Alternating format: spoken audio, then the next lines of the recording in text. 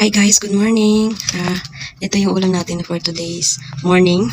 Morning person, mga morning person. Ito yung, hindi ko alam kung kilala nyo to. Ano siya, paksiw. Hindi. It's the tuyo. Masarap to. Alam kong natatakam kayo nito. Ayan. And then, ito yung piniritong isda kahapon ng tanghali. Inano lang namin ngayon. And then yung isa naman, chicken barbecue. Kagabi din ulam namin. So, na-recycle lang. Ininit sa oven. And then, ayan na. Tapos na. Yummy. Ito naman yung salmon na sa amin, ang tawag dito sa Tagalog, sa Bisaya kasi noon eh. Paksiw. Paksiw din ba ito? Okay. Paksiw. Yan. Masarap yan. Siyempre ako nagluto.